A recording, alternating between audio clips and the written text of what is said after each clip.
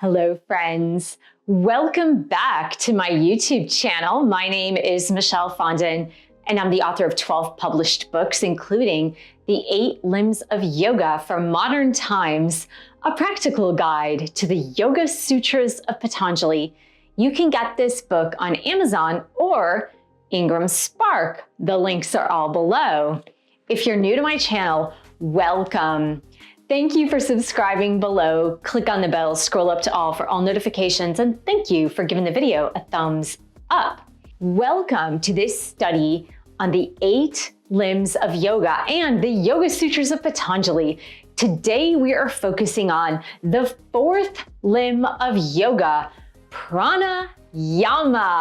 We are here at Pranayama, which I believe Patanjali considered to be one of the most important of the 8 limbs of yoga. Here's why. While Patanjali only dedicated 3 verses in the Yoga Sutras to yoga asana, Patanjali dedicated 5 verses from the Yoga Sutras to the practice of Pranayama, breath control. Now, the word prana means a vital life force, and yama is to control. So put together, it is breath control. And this is essential. This is really, really important. Whether you are a yogi, a practitioner of yoga, a yoga teacher in training, or a yoga teacher training program, Pranayama is one of the most essential techniques you will learn and practice throughout your life. I'm going to read to you the first of the 5 Yoga Sutras that pertain to Pranayama. With a firm posture being attained, the movements of inhalation and exhalation should be controlled. This is Pranayama.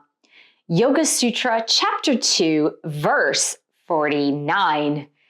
Now, I'm not going to read to you the other 4 Yoga Sutras based on the Yoga Sutras of Patanjali when it pertains to Pranayama, but you can certainly find all 5 of those Yoga Sutras in my book. So what is prana? Prana is vital life force. In every living thing, there is prana. In all animate and inanimate objects, there is prana. Prana is that vitality, that life force. Now, can you be living and lack prana? Absolutely, positively. If you walk into a bar at 2 a.m. where people are drunk and falling on the floor, that scene lacks prana or vital life force. When you look into a newborn baby's eyes, they are full of prana and that vital life force. So how does this pertain to breath control? How does this pertain to a yogi, a yoga practitioner, or even a normal human being learning how to control the breath? Well, breathing is the most important thing we do in life. We can live without food or water, but we cannot live without oxygen. We cannot live without breathing for more than 5 minutes or we will die. Now, here's the thing. The yogi practices not only breath control or control of the inhalation and the exhalation, but the yogi also practices retention of the breath or holding the breath. And the yogi in meditation also practices lack of breath, meaning that the inhalation and the exhalation momentarily stop. Now, this could be troublesome. This could be worrisome. If you're thinking like, well, you need to breathe, otherwise you will die. Well, the yogi, the practiced yogi, has learned to control the body, control the mind, and therefore control the body's functions.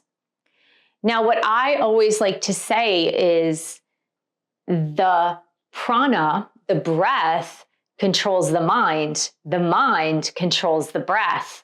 They are so interlinked. They're so interrelated. What is the first thing you do as you exit your mother? You breathe in.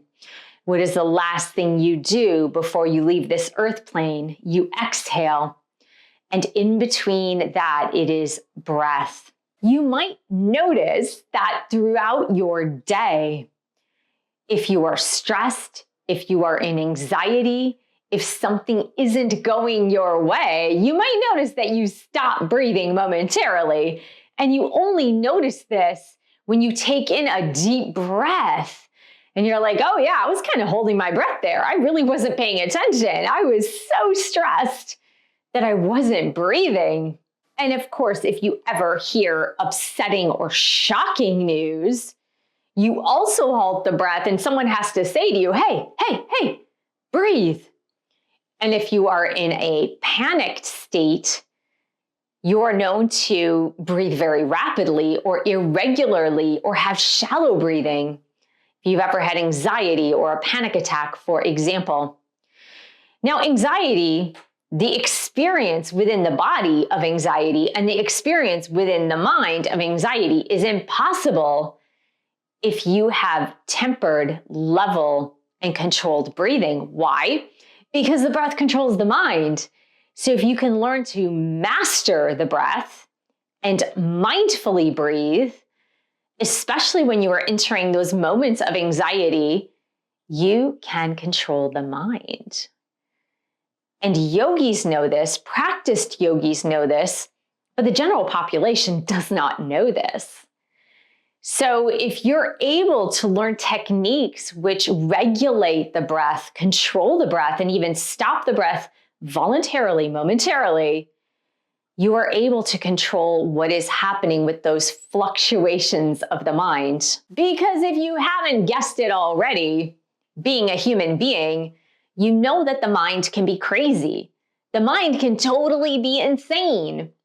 You think 60,000 thoughts a day, maybe 50,000, maybe 70,000. Some people come to me for my meditation course and they say, Michelle, I don't think 50,000 thoughts a day. I think 100,000 thoughts a day. So the mind is constantly thinking thoughts. And the fluctuations of the mind tend to be erratic if you are not organizing those thoughts. And so when you use the breath control, pranayama, to regulate the mind, then we tend to have more evolutionary thought than going into patterned ways of thinking. Patterned ways of thinking are falling into the trap of old thoughts, old patterns, and the old mindset. So there are so many breathing techniques that we learn as a practiced yogi, and I am going to outline these in various videos on this channel. But for now, suffice it to say that if you have ignored the power of breath control, I would urge you to pay very close attention to it now, because breath control can help you advance in your life in ways that you never dreamed possible.